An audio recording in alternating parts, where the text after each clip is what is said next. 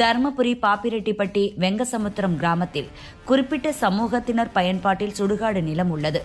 பல தலைமுறைகளாக கிராம மக்கள் பயன்படுத்தி வந்த இந்த நிலத்தை சிலர் ஆக்கிரமித்து உள்ளதாக தெரிகிறது. இதனால் கடந்த 3 நாட்களுக்கு முன் இறந்த ஜெயராமன் என்பவரின் உடலை அடக்கம் செய்ய முடியாமல் அவரது குடும்பத்தினர் தவித்தனர்.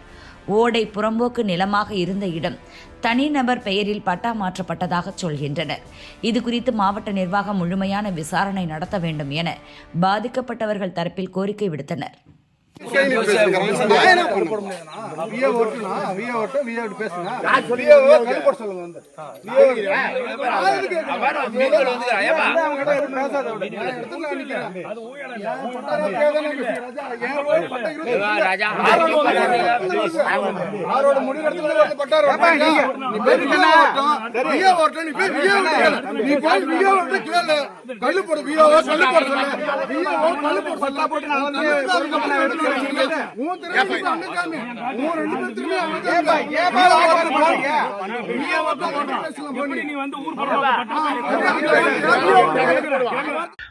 எங்களுடைய பெரியப்பா தவறிட்டாரு.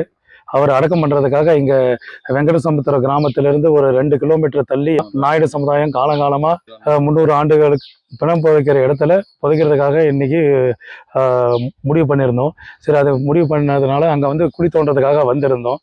எங்களை வந்த இடத்துல வந்துட்டு அவங்க இது மாதிரி வந்து இந்த இடம் வந்து நாங்கள் விலைக்கு வாங்கிட்டோம்னு சொல்லி 2 பேர் சொன்னாங்க. இந்த இடம் பார்த்தீங்கன்னா 300 காலமாக மீனாறு ஓடிக்கிட்டு இருக்கிற ஓட புறம்போக்கு இடத்துல தான் நாங்கள் வந்து புதைச்சிக்கிட்டு இருக்கோம். இதுதான் காலகாலமாக பண்ணிக்கிட்டு இருக்கோம். கிட்டத்தட்ட ஒரு 100 மீட்டர் அளவு சுற்றளவு உள்ள இடத்துல தான் புதைச்சிக்கிட்டு இருக்கோம். இன்னைக்கு திடீர்னு வந்து இந்த இடத்த திடீர்னு நாங்கள் வாங்கினோம் அப்படின்றதுனால அவங்க என்ன சொல்கிறாங்க, தனிநபர் தனிநபர் பட்டா ஆயிடுச்சு, இதில் நீங்கள் இதுக்கு மேலே புதைக்கக்கூடாது, இந்த இடம் எங்களுக்கு பட்டா நிலத்தை உட்பட்டது அப்படின்றாங்க. எங்களுக்கு என்னன்னா, வருவாய்த்துறை கிட்ட நாங்கள் கேட்கறது என்ன ஒன்றுனா, இது காலங்காலமாக 300 ஆண்டு காலமாக இந்த இடத்துல நடந்துக்கிட்ட இடத்த ஏரி புறம்போக்கு இடத்த எப்படி அவங்க வந்து பட்டா பண்ணி ஓட புறம்போக்கு எப்படி அவங்க வந்து பட்டா பண்ணி கொடுத்தாங்கன்றது தான் எங்களுக்கு இருக்கிற ஒரே கேள்வி. அதே மாதிரி இந்த பக்கம் பார்த்தீங்கன்னா ஒரு மரம் இருக்கும், இழப்பு மரம். 300 ஆண்டுகளாக அந்த இழப்பு மரம் இருந்துகிட்டு இருக்குங்க. அதை நாங்கள் வந்து வழிபட்டுக்கிட்டு இருக்கோம்.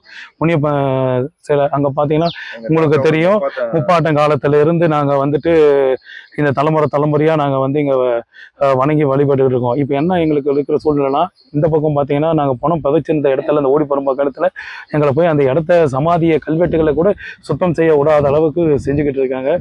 இப்போ அதனால தான் இப்போ நாங்கள் வருவாய்த்துறைக்கிட்டே தாழ்மையாக கேட்டுக்கிறது என்னன்னா, இது அளந்து எங்கள் இடம் எது, புறம்போக்கு கிடையாது, எதனால இது வந்து பணம் புதைக்க விடக்கூடாதுன்னு சொல்றாங்க அப்படின்றது கேள்வி.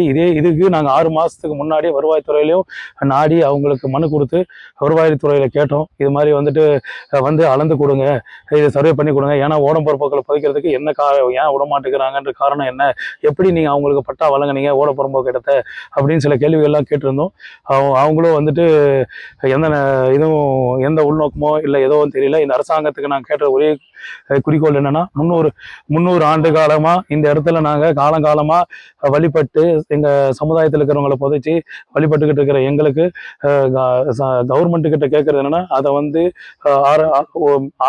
ஆராய்ச்சி இது பண்ணி ஆய்வு செய்து எங்க சமுதாயத்துக்கு வந்த இடத்த எங்களுக்கு வழங்குமாறு கேட்டுக்கொள்கிறோம்.